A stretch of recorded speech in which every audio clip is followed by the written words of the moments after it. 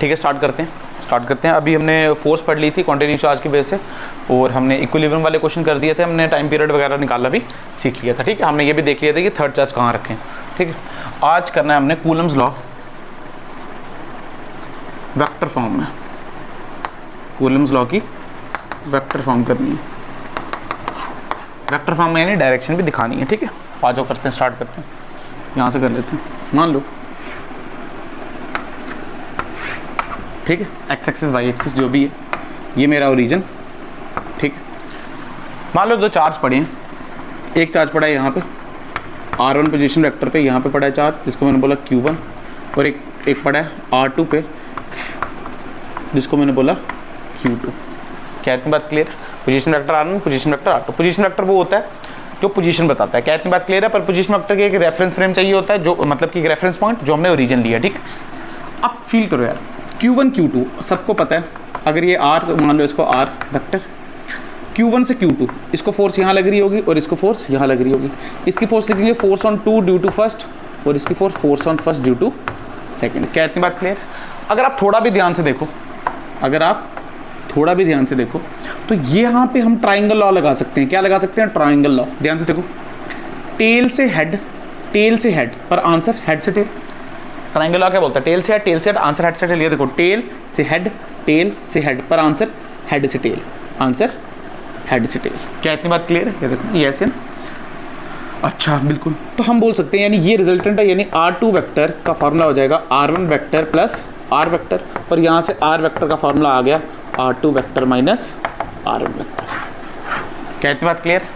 अच्छा, इसका मतलब हम लिख सकते हैं f21 vector is equal to k q1 q2 बटे r वेक्टर का स्क्वायर। ठीक है, ये तो हम पहले भी लिखते थे। ये क्या था? मैग्नीट्यूड था, ये वाला मैग्नीट्यूड था। अगर मुझे वेक्टर चाहिए तो मुझे डायरेक्शन देनी पड़ेगी। क्या देनी पड़ेगी? डायरेक्शन। और बेटा डायरेक्शन देने के लिए हम यूज़ करते हैं यूनिट वेक्टर का। किसका यूज़ करते हैं? Unit vector. देख लो, A cap is equal to formula होता है ए का वेक्टर डिवाइड बाय ए का मॉड। तो हम यहाँ पे यूनिट वेक्टर का यूज़ करेंगे जिसको बोला आर कैप। क्या इतनी बात क्लियर? इसको बोलते हैं कैप। तो f21 vector is equal to k q1 q2 बटे r का मॉड का स्क्वायर डॉट, यहाँ क्या लिख सकते हैं? r का वेक्टर डिवाइड बाय r का मॉड। ये हो जाएगा क्यूब, तो ये हो जाएगा f21 is equal to k q1 q2 बटे r vector divide by r का क्यूब। यही है कूलम्स लॉ की वेक्टर फॉर्म।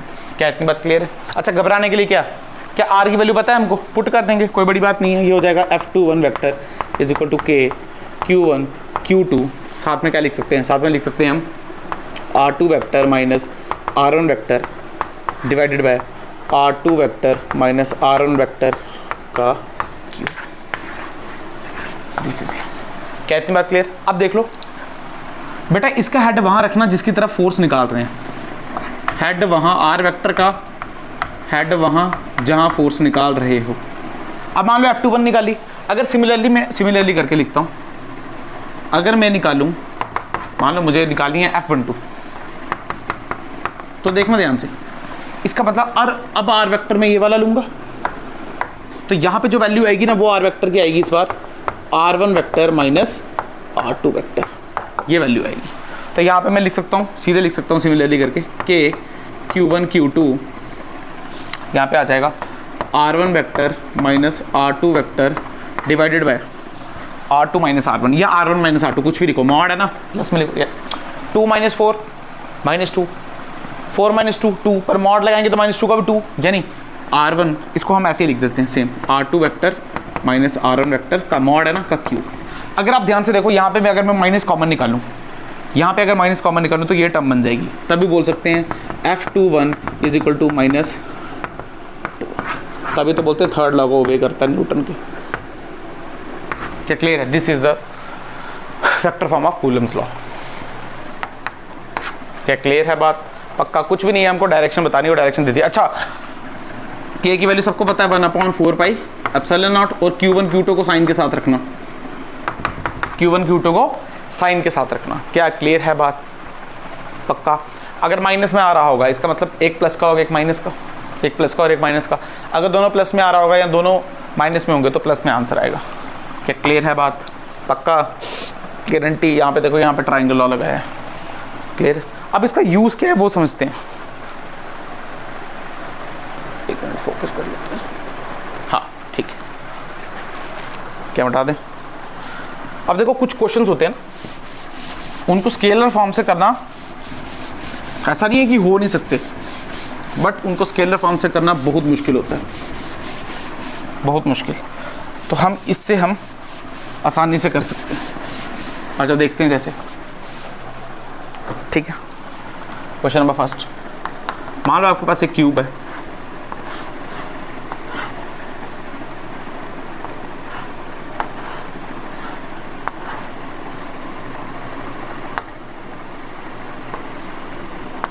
ये क्यूब है, ठीक है। इसके कितने वर्टेक्स होते हैं? 8, और 8 के 8 वर्टेक्स में चार्ज पड़ा हुआ है, ठीक है। चार्ज पड़ा हुआ है यहाँ पे। इसको बोल दो 1, इसको बोल दो सेकंड, ये थर्ड, ये फोर्थ, ये फिफ्थ, ये सिक्स्थ, ये सेवन्थ और ये 8। साइड है इसकी 1 मीटर, मतलब ये सारी साइडें 1 मीटर है। अब देखो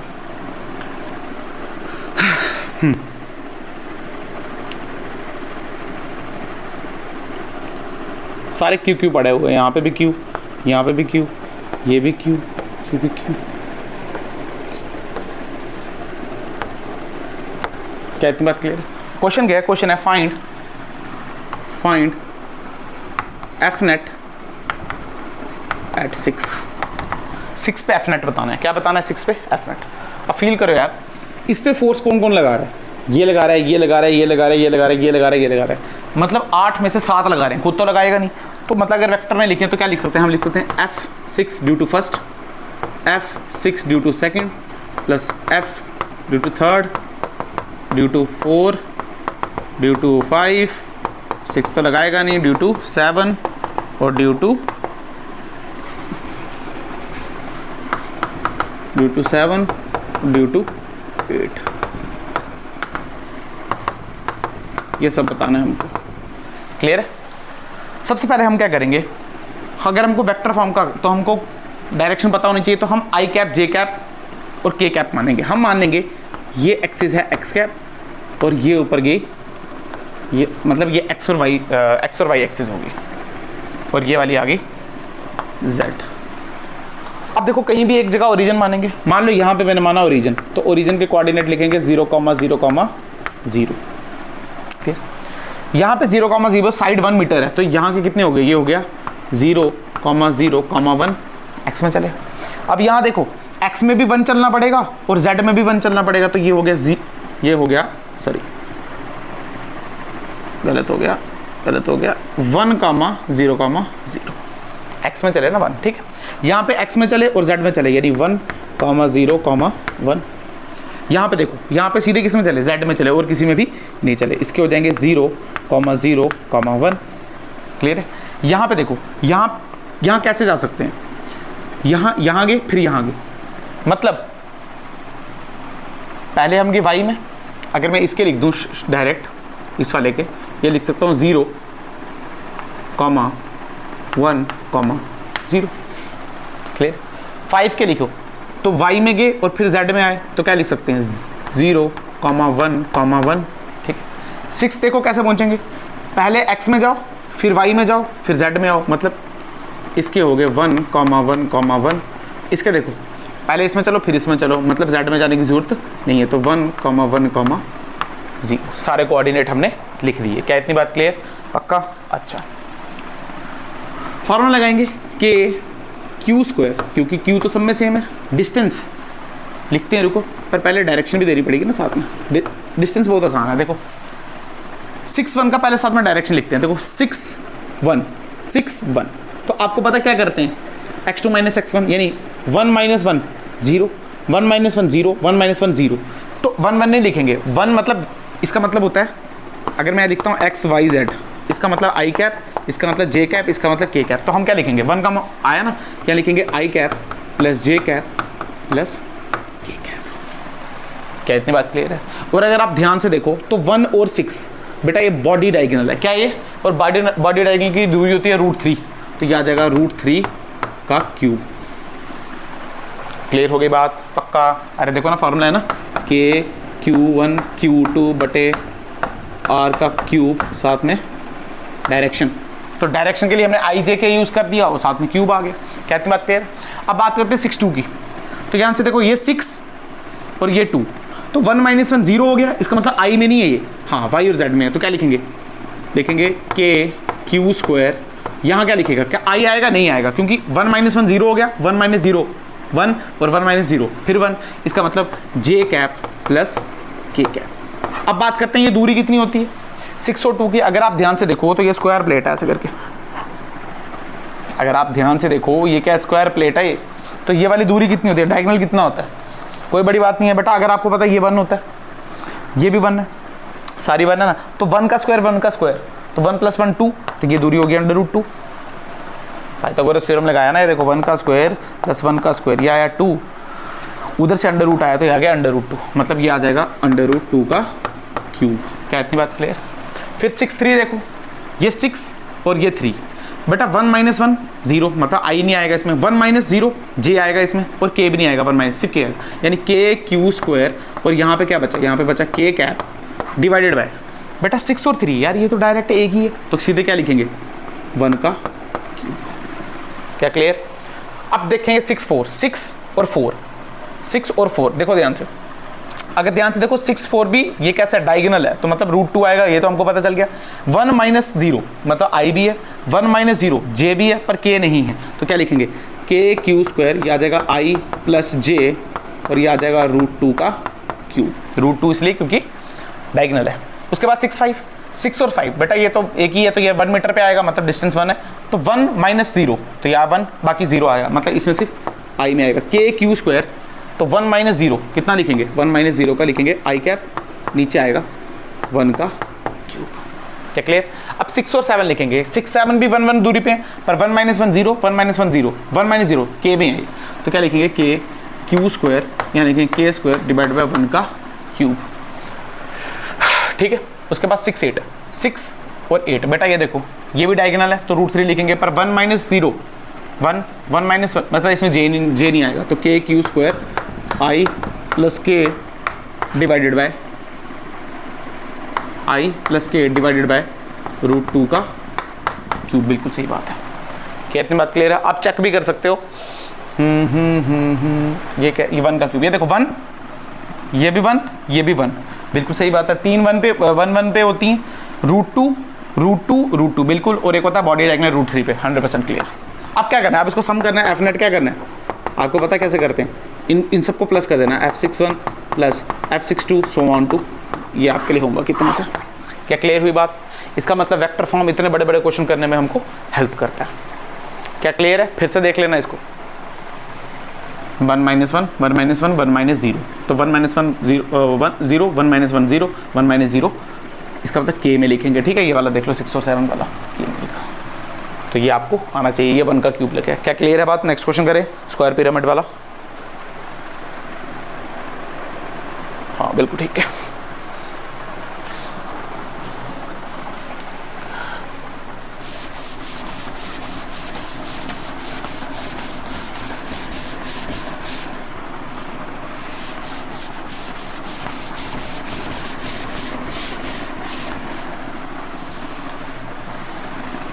ठीक है, अब आ जाओ क्वेश्चन नंबर 2। मान लो आपके पास एक स्क्वायर पिरामिड है कुछ ऐसा,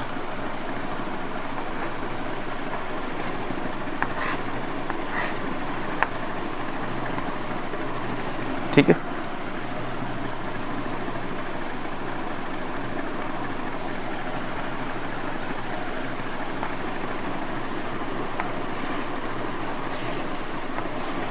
ठीक है, कुछ ऐसा फील इमेजिन कर लिया।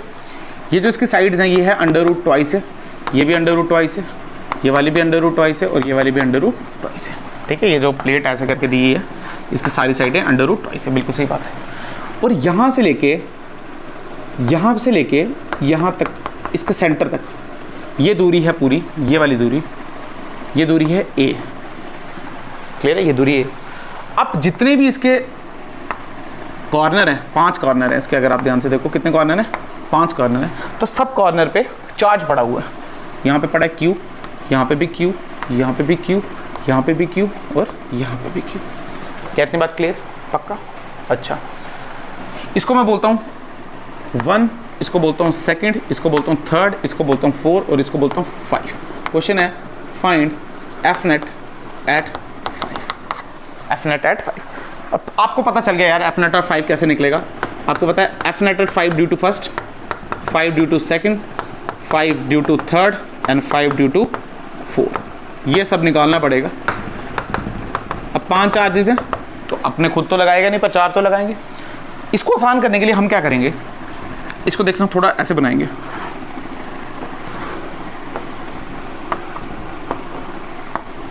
ठीक है, ये है ना, इस प्लेट को हमने ऐसे करके रखा। देखो इमेजिन होना चाहिए आपको।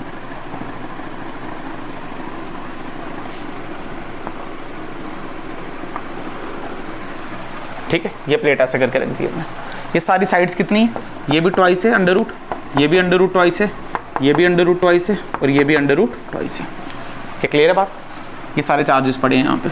इसको बोल दो फर्स्ट, इसको बोल दो सेकंड, इसको बोल दो थर्ड चार्ज, इसको बोल दो 4 चार्ज और 5th चार्ज कहाँ है? ये 5th चार्ज यहाँ बाहर z एक्सिस में। 5th चार्ज कहाँ है? z एक्सिस में। ठीक है, इमेजिन किया ये ऐसे पड़ा था ना, ऐसे पड़ा था ना, इसको मैंने ऐसे करके रख दिया। ऐसे पड़ा था, ऐसे, ये ऊपर था ऐसे, 5th चार्ज ऐसे ऊपर था, ऐसे करके हमने इसको पकड़ा और इसको ऐसे करके चिपका दिया, यानी 5th चार्ज यहाँ पे आ गया बाहर। ठीक है, बिल्कुल सही बात है। अगर मैं ये दूरी निकालूँ तो मैं कोऑर्डिनेट लिख पाऊँगा? तो अगर ध्यान से देखो, कोई बड़ी बात नहीं है दूरी निकालना। अगर मैं इसको सीधा कर देता हूँ, ये देखो बेटा, ये अंडर रूट ट्वाइस है, ये भी अंडर रूट ट्वाइस है, ये भी अंडर रूट ट्वाइस है और ये भी अंडर रूट ट्वाइस है। तो बेटा ये दूरी निकालनी है मुझे, यही तो है ये। अब फील करो अंडर रूट ट्वाइस है, ये तो हाइपोटेन्यूज है, यानी अंडर रूट ट्वाइस है परपेंडिकुलर का स्क्वायर प्लस बेस का स्क्वायर इज इक्वल टू, इसको एक्स बोल दूँ, एक्स का स्क्वायर। अंडर रूट ट्वाइस है, अंडर रूट ट्वाइस है, ये आ जाएगा 2a square plus 2a square, यानी ये बना 4a square is equal to x square. तो एक्स की वैल्यू कितनी आ गई? ट्वाइस है। कितनी वैल्यू आ गई? मतलब ये वैल्यू है, पूरी वैल्यू है ट्वाइस है, यानी ये आधी a और ये आधी a। इसका मतलब ये भी a है और ये भी, ये पूरा a है। अब सुनो कोऑर्डिनेट कैसे लिखेंगे। मान लो इसको ओरिजिन मान लिया, इसको मान लो ओरिजिन, इसको बोल दो x एक्सिस, इसको बोल दो y एक्सिस। तो कैसे लिखेंगे बेटा? x में 1 चले, कॉमा 0 कॉमा 0। फायदा होता है ओरिजिन मानने से। यहाँ पे देखो ये भी a है, ये सब a है, पर इसमें से y में चलना है तो इसका क्या बन गया? इसका बन गया 0 कॉमा 1 कॉमा 0।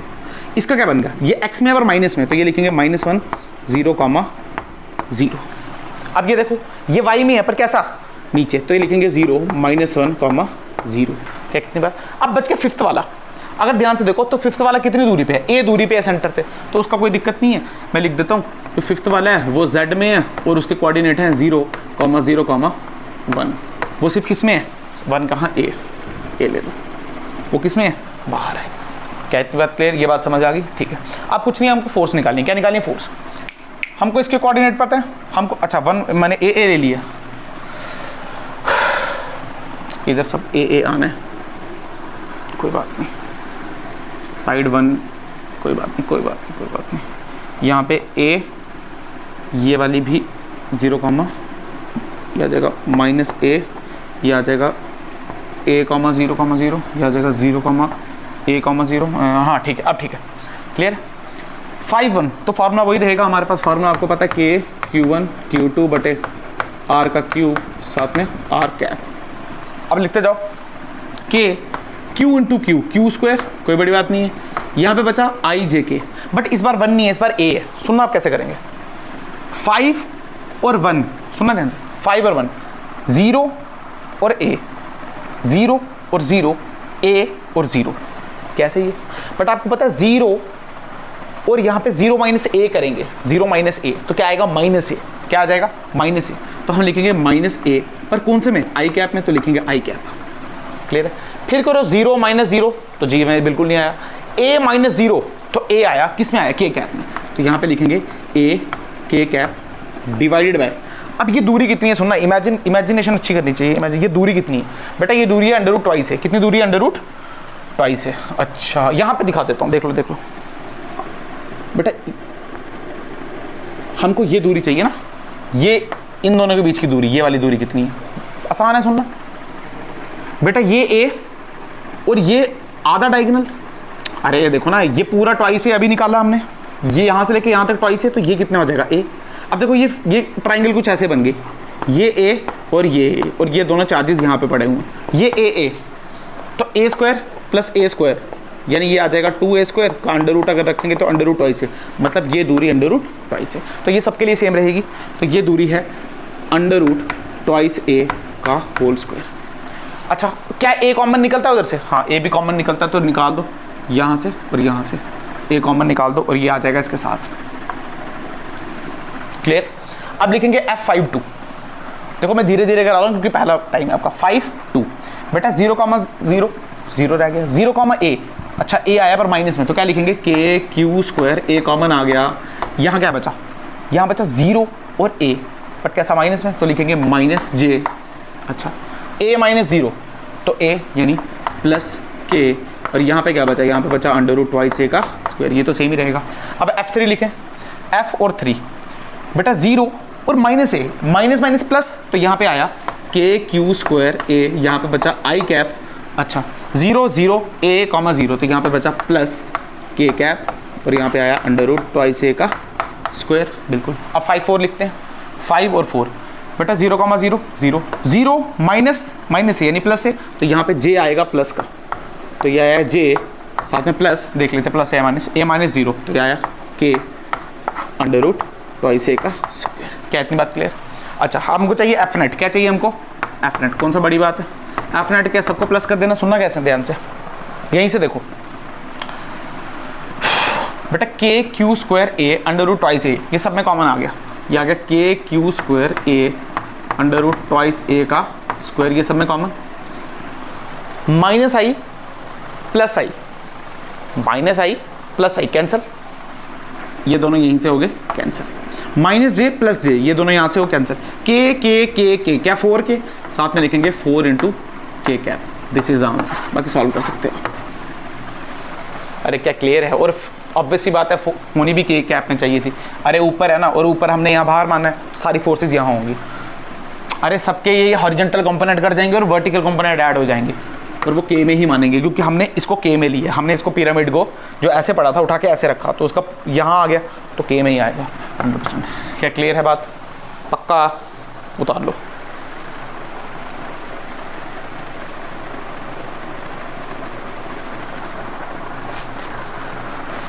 अच्छा, अगर कुछ कन्फ्यूज़न रहा हो तो दोबारा से इसको देख लेना, ठीक है?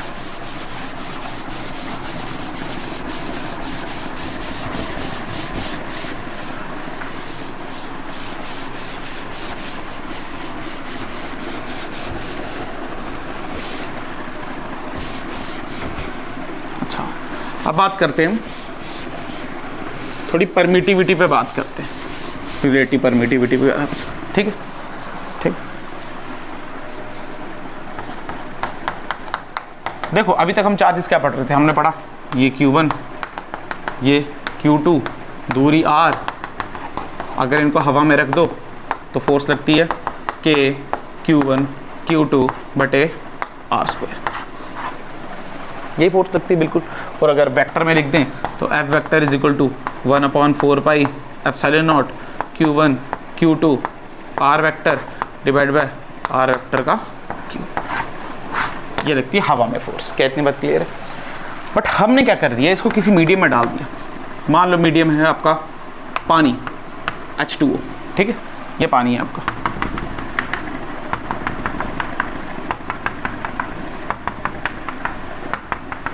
क्लियर? ये वाटर है। अच्छा, वाटर क्या होता है बेटा? वाटर होता है H2O। क्या होता है वाटर? H2O। क्या वाटर ऐसे दिखता है? नेगेटिव नेगेटिव, यहाँ पे होता है पॉजिटिव, यहाँ पे H का पॉजिटिव। अरे देखो ना, ये डाइपोल बनाता है एक पार्शली पोलराइज, ये देखो नेगेटिव और ये भी नेगेटिव। अब सुनो, मैंने जैसे ही चार्जेस को यहाँ डाला, एक चार्ज रखा मैंने ये Q1 और यहाँ पे रखा दूसरा चार्ज Q2, वही दूरी इनकी R। अब पानी है, पानी में क्या O नेगेटिव है, इसका मतलब प्लस वाले तो इसके पास नहीं जाएंगे, पर क्या नेगेटिव नेगेटिव इसके पास आएगा? बिल्कुल, नेगेटिव नेगेटिव इसके पास आएगा। देखो ऐसे नेगेटिव नेगेटिव इसको घेर लेगा। हाँ, इसको भी। अच्छा, क्या ये सिमेट्रिक होगा, एसिमेट्रिक होगा? देखो ये होगा एसिमेट्रिक। कैसे समझाता हूँ? सिमेट्रिक हो ही नहीं सकता ये। सुनो, अभी ये सिमेट्रिक है, बट फील करो ये नेगेटिव है पर ये चार्ज भी तो पॉजिटिव है। इसका मतलब ये नेगेटिव, ये पॉजिटिव, इसका मतलब ये चार्ज भी इस नेगेटिव को बुला रहा है। इसका मतलब इस साइड नेगेटिव थोड़े ज़्यादा आ जाएंगे। सिमिलर केस यहाँ पे ये नेगेटिव इसके आगे पीछे तो है ही है, बट ये वाला प्लस Q1 इसको बुला रहा है तो ये नेगेटिव यहाँ पे आ जाएंगे। क्लियर है, नेगेटिव साइड होगा। इससे हुआ क्या, अगर हम इनिशियल देखें तो फोर्स क्या हो रही थी बेटा, Q1 पे फोर्स कितने लगाएगा, मैं यहाँ पे लिख रहा हूँ, ये फोर्स लगाएगा, force on 1 due to second force होगी K Q1 Q2 बटे R²। बिल्कुल सही बात है, बिल्कुल सही। बट यार अब ये माइनस चार्ज, ये माइनस चार्ज, ये इसको इस साइड फोर्स लगाएगा, मतलब इस Q पे एक फोर्स इस साइड लग रही है और एक फोर्स इस साइड लग रही है, जिसको हम बोलेंगे F इंड्यूस्ड, क्योंकि इंड्यूस्ड चार्जेस की वजह से लग रही है। ये कौन से चार्जेस होंगे, ये होंगे इंड्यूस्ड चार्जेस। इसका मतलब अब जो F नेट आया वो बेटा गिर गया। जैसे F नेट की वैल्यू क्या आई, ये आई F12 माइनस F इंड्यूस्ड। इसका मतलब क्या है, इसका मतलब सिर्फ यही है, अगर आप चार्जेस को किसी मीडियम में डालते हो तो उनके बीच में जो भी अट्रैक्शन या रिपल्शन हो रहा है वो थोड़ा कम हो जाता है, वो फोर्स क्या हो जाती है, कम हो जाती है।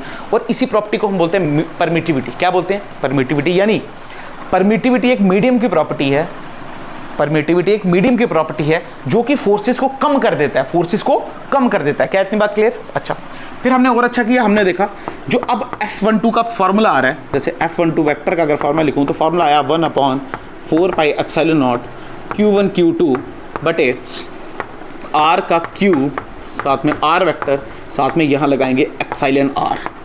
अब बेटा ये जो एप्सिलॉन R है ना, इसको हम बोलते हैं रिलेटिव परमिटिविटी। क्या बोलते हैं, रिलेटिव परमिटिविटी, रिलेटिव परमिटिविटी। क्या इतनी बात क्लियर? और ये जो epsilon naught into epsilon R है, इसको हम बोलते हैं एब्सोल्यूट परमिटिविटी। क्या बोलते हैं, एब्सोल्यूट परमिट। अच्छा, ये पूरे मीडियम की प्रॉपर्टी है, मतलब मीडियम पे डिपेंड करता है। जैसे वाटर के लिए ये है 81, कितना है 81। सिंपल सी बात है, अगर आपको बोले relative permittivity of water is 81, यानी जब भी आप चार्जेस वाटर में डालोगे, पानी में डालोगे तो फोर्स 81 टाइम्स कम हो जाएगी, फोर्स 81 टाइम्स कम हो जाएगी, 81 टाइम्स कम हो जाएगी। क्या इतनी बात क्लियर? बेटा यहाँ पे एप्सिलॉन R की टर्म दिख रही है नहीं, पर मैं लगा सकता हूँ एप्सिलॉन। इसका मतलब फॉर एयर या फिर वैक्यूम, हमने तो ये पढ़ा नहीं है ना, एप्सिलॉन R की होती है वैल्यू 1। क्या इतनी बात क्लियर है? क्योंकि सबसे कम मॉलिक्यूल्स हवा में ही पाए जाते हैं और वैक्यूम में तो होता ही नहीं है, आपको पता है। सबसे कम मॉलिक्यूल पाए जाते हैं तो कोई उसमें इतने चार्जेस ही नहीं आएंगे, चार्जेस ही नहीं आएगी तो फोर्स कम ही नहीं होगी। इसका मतलब सबसे ज़्यादा फोर्स पाई जाती है आपकी एयर वैक्यूम में, बाकी जितनी भी होगी उससे कम ही मिलेगी। जैसे एग्जाम्पल, मुझे नहीं पता, मान लो relative permittivity of kerosene oil is 38, मुझे नहीं पता कितनी है, एग्जाम्पल। इसका मतलब जैसे ही आप चार्जेस कैरोसिन ऑयल में डाल दोगे तो 38 टाइम्स फोर्स कम हो जाएगी। क्या इतनी बात क्लियर है? किससे कम हो जाएगी? एयर से। क्लियर हो गई बात? पक्का? गारंटी? क्या मुश्किल लगा? आसान है, कुछ भी नहीं। क्लियर होगी बात? अच्छा, एक फार्मूला भी ये देख लो, epsilon R is equal to epsilon M बटे एप्सिलॉन नॉट। वही चीज़ है basically, epsilon M is equal to epsilon naught into epsilon R। ये है परमिटिविटी ऑफ मीडियम, यही बता दिया ना मैंने आपको। क्लियर होगी बात? पक्का? Permittivity is the property of medium to decrease the interaction between charges, to decrease the interaction between charges. जो भी इंटरेक्शन हो रही है उसको डिक्रीज कर दो। ये है परमिटिविटी का concept, relative permittivity, absolute permittivity. Clear? अच्छा, अब इसमें हल वैल्यू क्वेश्चन आते हैं।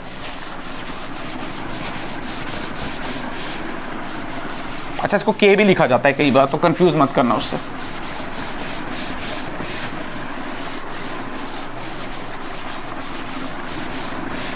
क्वेश्चन देख लो, उसने बोला दो चार्जेस थे Q1 और यहाँ पे Q2, दूरी थी R, हवा में रखे थे, तो फोर्स लग रही थी F, और F की वैल्यू हमको पता है K Q1 Q2 बटे R²। बिल्कुल सही बात है। उन्होंने बोला इनको उठा के हमने एक मीडियम में रख दिया, जिसके K की वैल्यू है, जिसके मतलब उसकी वैल्यू है 10। कितनी है? 10। और उसका जो हमने सेपरेशन है वो R से हमने R/2 कर दिया। तो बताओ नई F' कितनी होगी? क्लियर? चार्जेस भी चेंज कर सकता है, करो कोई सिंपल कर लेते हैं। मान लो ये Q1 और ये Q2, बट अब दूरी आधी हो गई है तो दूरी होगी R/2। और कहाँ पे रखा है इसको, ऐसे मीडियम में रखा है जिसका K कितना है 10। तो फॉर्मूला क्या लगाएंगे, F dash is equal to K Q1 Q2 यानी Q1 Q2 बटे R²। पर सुनो, क्या K की वैल्यू हम यहाँ पे ऐसे लिख सकते हैं 1/4 pi epsilon naught Q1 Q2 बटे R²। यहाँ पे पुट कर देते हैं F is equal to 1/4 pi epsilon naught, और एप्सिलॉन आर की वैल्यू, अरे यही है एप्सिलॉन वैल्यू दी है 10 Q1 Q2 बटे R²। अब R की वैल्यू डबल कर आधी कर दी तो R² यानी 2 का स्क्वायर, ये आ जाए 4। अगर आप ध्यान से देखो 1/4 pi epsilon naught Q1 Q2 बटे R², इसकी वैल्यू F है तो इसकी वैल्यू F डाल, तो F dash is equal to F 4/10। तो जो भी करता होगा 2/5 से तो काट देना। क्या क्लियर है? अब क्या कर सकता है, बोलेगा चार्ज भी कर दिया, चार्ज आगे पीछे कर सकता है, बोलेगा one of the charge is double या ट्रिपल या दोनों डबल कर दीजिएगा, तो वो तो क्वेश्चन आप कर ही सकते हो। क्या इतनी बात क्लियर है?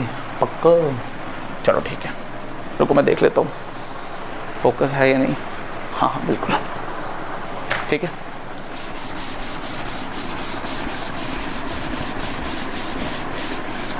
ठीक है, आप क्वेश्चंस की याद आई है तो एक दो क्वेश्चन और देख लो।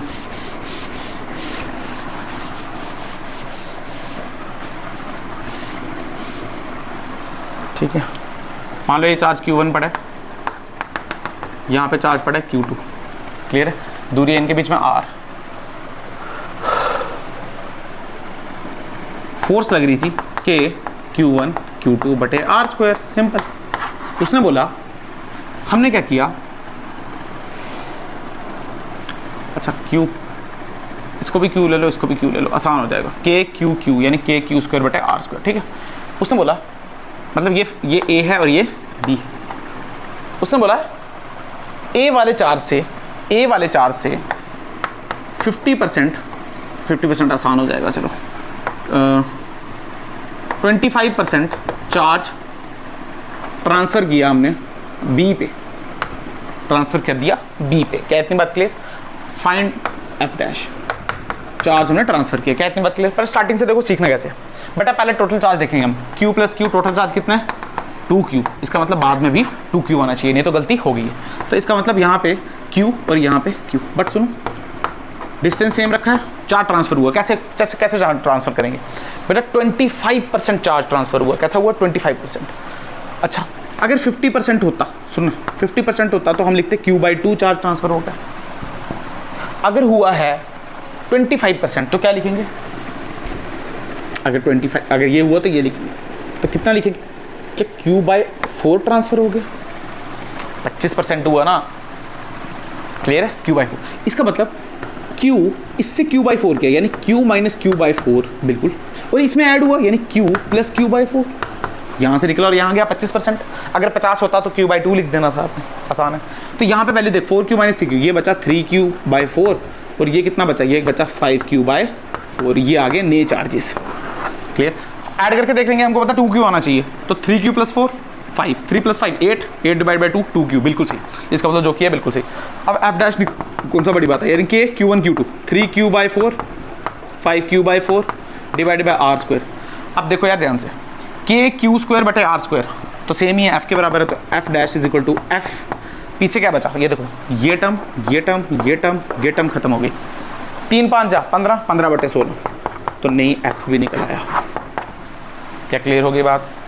पक्का? ये सिंपल क्वेश्चन थे जो पहले मिस हो गए थे, साथ में करा रहा हूँ, ठीक है। अब ऐसे दे सकता है आपको। अब थोड़ा और खेल कैसे कर सकते हैं, सुन लो। वो बोलेगा 25% दे दिया, रेडियस को हाफ कर दिया, तो क्या है, इसको चेंज कर देना। वो बोलेगा चार्ज इसको डबल कर दिया, तो इसको डबल कर देना, कोई बड़ी बात नहीं। वो क्या बोलेगा, किसी मीडियम में डाल दिया तो क्या एप्सिलॉन आर तक पहुंच जाना, यहाँ पे नहीं लिखा एप्सिलॉन आर पुट कर देना। क्लियर है? ऐसे कर सकता है, इसके बाहर क्या है।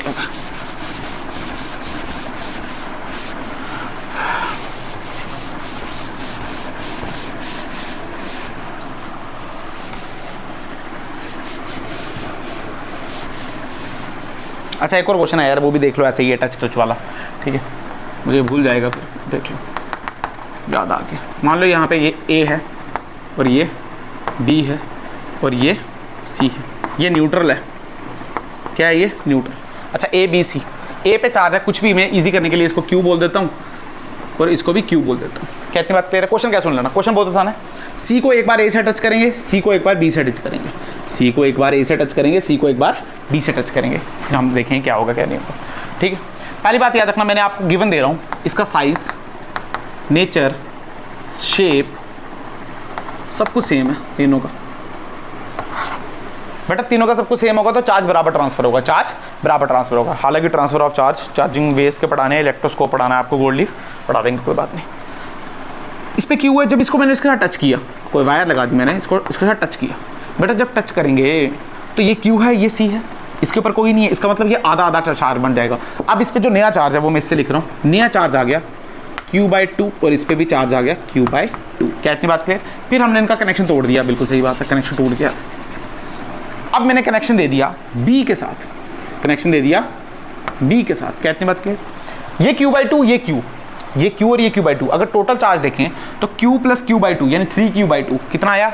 3Q। अरे ये देखो ना, Q + Q/2 यानी 3Q/2। इसका मतलब यहाँ पे चार्ज आधा आधा बटेगा, टोटल 3Q/2। तो यहाँ पे जो नया चार्ज आया वो आया 3Q/4 और यहाँ पे भी नया चार्ज आया 3Q/4। पूछेंगे क्या? अब A और B में फोर्स बताओ। अगर पहले फोर्स लिखते तो क्या थी? Q यानी KQ²/R²। अगर अब लिखनी है F' तो क्या हो जाएगी? Q1 की वैल्यू कितनी आ गई? Q/2। Q2 की वैल्यू 3Q/4, दूरी तो सेम ही रही। F' = ये F, बेटा ये मिला के F है। तो पीछे क्या बचा? पीछे बचा 3/8। तो दिस इज द आंसर। क्या क्लियर होगी बात? सिंपल टचिंग प्रॉब्लम्स, पोटेंशियल वाली नहीं है पर ये।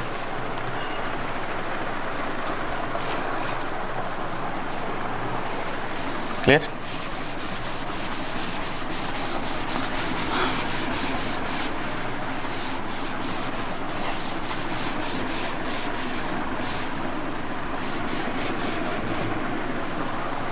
ठीक है,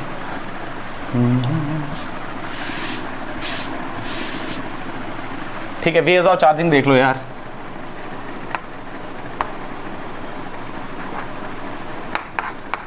तीन तरीके से चार्ज कर सकते हैं बॉडी से। एक कर सकते हैं कंडक्शन से, एक इंडक्शन से, एक फ्रिक्शन से। फ्रिक्शन बहुत आसान है, आपको पता है डेली लाइफ में दो बॉडीज हैं, हमने उनको रब कर दिया। क्या कहते हैं उनको? रब कर दिया। तो होगा क्या? जो इलेक्ट्रोनेगेटिव होगी वो नेगेटिव, मान लो जो ये ज़्यादा इलेक्ट्रोनेगेटिव है तो negative negative negative negative negative negative यहाँ चले जाएंगे, तो यहाँ बचे पॉजिटिव। अगर इसको ये बोलूँ, इसको वही बोलूँ, बेटा जब स्टार्टिंग में लाए थे ए और बी, दोनों न्यूट्रल थे। दोनों कैसे थे? न्यूट्रल। पर जब उनको रगड़ा, जब उनको रब किया तो अब दोनों चार्ज हो गए हैं। तो यानी ए और बी अब चार्ज तो कर दिया। इसी को बोलते हैं चार्जिंग बाय फ्रिक्शन। क्या बोलते हैं? Charging by friction. इसमें one must be insulator, one must be insulator. अगर बेटा एक इंसुलेटर नहीं होगा, जैसे मान लो कंघी है, कंघी से ऐसे करते हैं हम तो क्या चिपकते हैं ना। अगर कंघी कंडक्टर है तो हमारे हाथों से वो बह जाएगा ना, तो फिर कैसे वो हो पाएगा? हो नहीं पाएगा ना। इसका मतलब एक कंडक्टर, एक इंसुलेटर चाहिए इसमें। ठीक है, अरे फील किया ना, हम भी तो कंडक्टर हैं, हम ही तो टच कर रहे हैं कंघी को, वो तो चार्ज बह जाएगा ना फिर। ठीक है, चार्ज कैसे रहेगी बॉडी?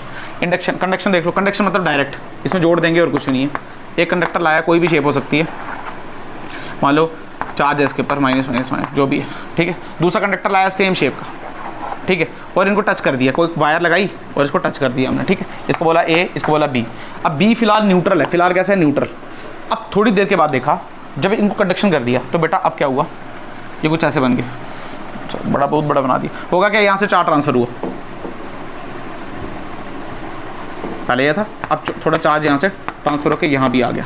कहते हैं बात क्लियर है? तो अब देखो बी भी चार्ज हो गई, मतलब अब ए बी तो ए तो था ही चार्ज, बी भी चार्ज हो गई है। इसी को बोलते हैं चार्जिंग बाय कंडक्शन। क्या बोलते हैं?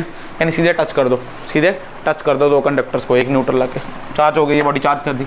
इंडक्शन देख लो, इंडक्शन में टच नहीं करना। मान लो कोई बॉडी है, अच्छा ये बराबर बराबर तभी बटेगा जब साइज सेम, मैंने आपको बता दिया था पहले, नेचर सेम होगा तो।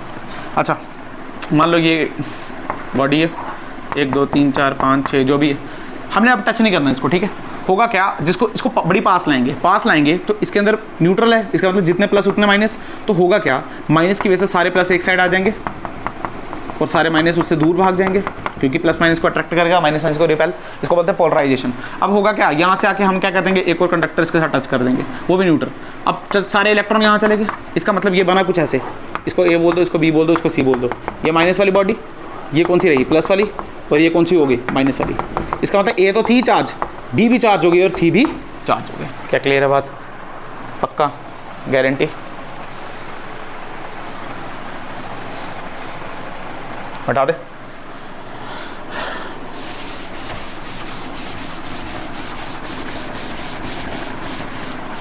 अभी इलेक्ट्रोस्टैटिक्स हमने एसएचएम के साथ कनेक्ट कर दिया, वेक्टर के साथ। अब देखते हैं वर्टिकल सर्कुलर मोशन के साथ। वर्टिकल सर्कुलर मोशन तो 11 थोड़ी थोड़ी आपको आनी चाहिए, कंडीशन पता होनी चाहिए बेसिकली। आप देख लो, मान लो आप फिल कर लो, अगर मुझे किसी चीज़ को सर्कल पे घुमाना है, सर्कल पे घुमाना है तो ऐसे कुछ मिनिमम वेलोसिटी देनी पड़ेगी ताकि वो इधर से आ जाएगा। ऐसे धीरे से करूँगा तो वो तो जाएगा नहीं ना ऊपर, तो धीरे से करो यहाँ तक आ जाए, फिर तो वो आ जाएगा, फिर यहाँ तक। अगर आप ध्यान से देखो तो ये कोई बॉडी है, इसको पूरा सर्कुलर मोशन करना है, ये रेडियस r है, तो बेटा इसकी जो मिनिमम वेलोसिटी यहाँ से कितने से फेंके वो होती है √5gr। r is the radius, g is the gravity. क्या इतनी बात क्लियर है? याद। और कंडीशन होती थी सर्कुलर मोशन की, ये जो टॉप मोस्ट पॉइंट है यहाँ की टेंशन इक्वल टू 0 होनी चाहिए या फिर बड़ी होनी चाहिए। क्या इतनी बात क्लियर? बस इतनी सी बात आपको आनी चाहिए। वर्टिकल मोशन कोई मुश्किल नहीं है, यहाँ पे देख लो। ठीक है, ठीक है, बिल्कुल। ये ले लो, रेडियस r, यहाँ पे चार्ज पड़ा है q, मास है इसका m, और एक यहाँ पे चार्ज पड़ा है q, इसका भी मास m। क्या इतनी बात क्लियर? पक्का। अगर हम ध्यान से देखो तो ये सर्कल घूम रहा है, ये देखो सर्कल घूम रहा है, घूम रहा है, घूम रहा है, घूम रहा है। और कंडीशन क्या है? यहाँ की कंडीशन, यहाँ की टेंशन कितनी होनी चाहिए? यहाँ की टेंशन, अगर इसको पॉइंट को बोल दूँ तो tension of O is must be greater then और इक्वल टू 0। क्या इतनी बात क्लियर? अगर मैं ध्यान से देखूँ इसकी u मिनिमम, यहाँ से हमको यही निकालना है u मिनिमम। देखो ना, √5gr तो तब आती है जब ये वगैरह चार्जेस वगैरह नहीं हो। अगर चार्जेस हों तो आपने यही बताना है find u minimum to just complete the circle. अच्छा, ये q गया गया गया यहाँ पे इसकी वेलोसिटी होगी इस साइड, जिसको मैंने बोला v। क्या इतनी बात क्लियर? अच्छा, अगर मैं यहाँ पे फ्री बॉडी डायग्राम बनाऊँ इसकी, तो देखता हूँ यहाँ पे चार्ज पहुँच चुका है वहाँ से, नीचे लग रहा होगा इसको mg। क्या लग रहा होगा? mg। और नीचे ही लग रही है इसको टेंशन, नीचे ही क्या लग रही है इसको? टेंशन भी नीचे लग रही है, mg भी नीचे लग रहा है। बेटा अगर ध्यान से देखो ऊपर, क्योंकि हम इस पर बैठ गए तो सूडो फोर्स लगानी पड़ेगी। सूडो फोर्स लगेगी mv²/r सेंट्रीफ्यूजल, और ऊपर एक और फोर्स लग रही है ये q, तो F इलेक्ट्रोस्टैटिक्स भी ऊपर ही लग रही है। तो अगर मैं इसको बैलेंस करूँ तो ये बनेगा T + mg is equal to mv²/r + Fe। या mg को भी उस साइड ले जाओ, ये बचा -mg, और ये आ गई इक्वेशन नंबर फर्स्ट। क्या इतनी बात क्लियर है? पर ध्यान से देखो ये v है, इसको u में चेंज करना है हमने, ये चाहिए ना। तो दूसरी इक्वेशन लाएंगे हम वर्क एनर्जी थ्योरम से। किससे लाएंगे? Work energy theorem. क्या बोलती है work energy theorem? Work done by all the forces is equal to change in kinetic energy. बिल्कुल, work done by all the forces. देखते हैं ध्यान से। अच्छा, ये जो लगानी है ये ग्राउंड फ्रेम में लगानी है, इसमें सेंट्रीफ्यूजल हमने नहीं देखनी। अरे सेंट्रीफ्यूजल तो तब देखते हैं ना, सूडो फोर्स है, जब चार्ज में मैं बैठ जाऊंगा तब मुझे फील होगा ना बाहर जाने में। ग्राउंड फ्रेम में कुछ नहीं है। ग्राउंड फ्रेम में कौन कौन सी फोर्सेज हैं देख लो। ग्राउंड फ्लोर में फोर्स है, ये है नीचे लग रही है mg, ये देखो यहाँ पे, और q पे क्या लगा रहा है? इलेक्ट्रोस्टैटिक्स, मतलब यहीं पे लग रही है F इलेक्ट्रोस्टैटिक्स, वेलोसिटी इस तरफ है। अच्छा, और कोई फोर्स? एक फोर्स लग रही है, और वो है टेंशन की फोर्स, वो लग रही है T इस साइड। क्या इतनी बात क्लियर? अगर मैं थोड़ा सा आपको ध्यान से समझाऊँ, अगर मान लो मेरा पॉइंट यहाँ पे आ गया, चार्ज यहाँ पे आ गया, तो अगर मैं यहाँ की लिखूँ तो ये लग रहा है यहाँ पे टेंशन, नीचे लग रहा है mg, और q यहाँ लग रहा है F इलेक्ट्रोस्टैटिक्स, और इस साइड इसकी वेलोसिटी होगी टेंजेंशियल। आपको पता है ना वेलोसिटी, इस साइड वेलोसिटी होगी ऐसे, v ऐसे जा रहा होगा। अगर मैं ध्यान से देखूं तो v और टेंशन में एंगल 90 डिग्री, v और f में एंगल 90 डिग्री, और वर्क डन का फॉर्मूला क्या है? cos थीटा आता है और cos 90 0। मतलब इन दोनों की वजह से वर्क डन नहीं होगा। जैसे अगर मैं लिखूँ work done by tension plus work done bye electrostatics plus work done bye mg, तीन ही फोर्सेज वर्क डन कर रही हैं, चेंज इन काइनेटिक एनर्जी, यानी हाफ m v² फाइनल वाली, हाफ m u² इनिशियल वाली। तो बेटा ये और ये टर्म 0, क्योंकि एंगल 90 है इनके बीच में, इनके लिए थीटा कितना है? 90, और cos 90 था 0।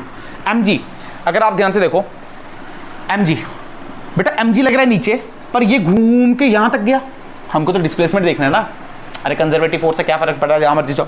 तो r + r, ये चला 2r, कितना चला?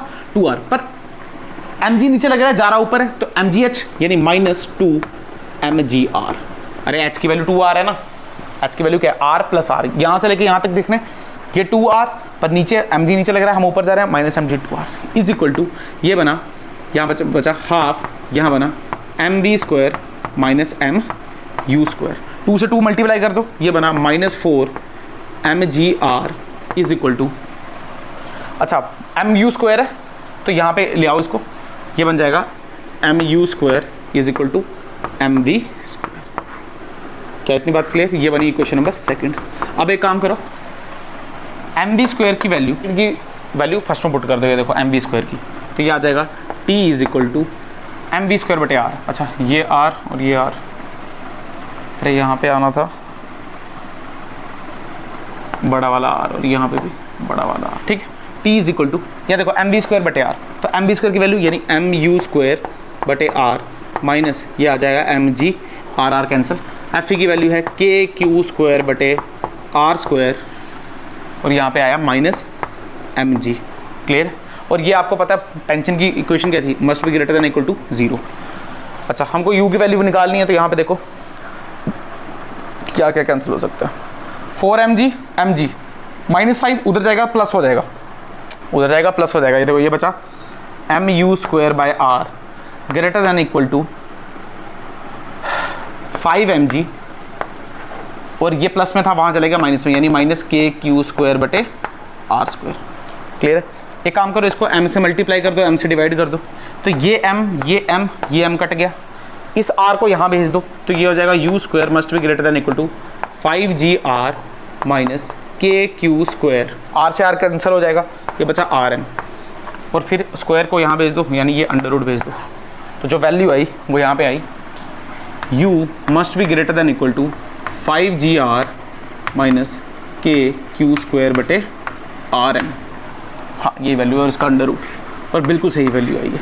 मतलब इतनी वेलोसिटी अगर इनिशियल मिलेगी तो जाके वो वर्टिकल सर्कुलर मोशन कंप्लीट करेगा चार्जेस के केस में। आप सुन लेना बात, अगर बेटा चार्जेस नहीं होते तो ये फैक्टर 0 होता, अगर ये फैक्टर 0 होता तो u की वैल्यू कितनी आ जाती, 5gr। यहाँ पे देखो ये भी सेम है, इसका मतलब जो किया बिल्कुल सही है। क्या इतनी बात क्लियर है? पक्का? ठीक है। कल स्टार्ट करेंगे इलेक्ट्रिक फील्ड। क्या स्टार्ट करेंगे? Electric field.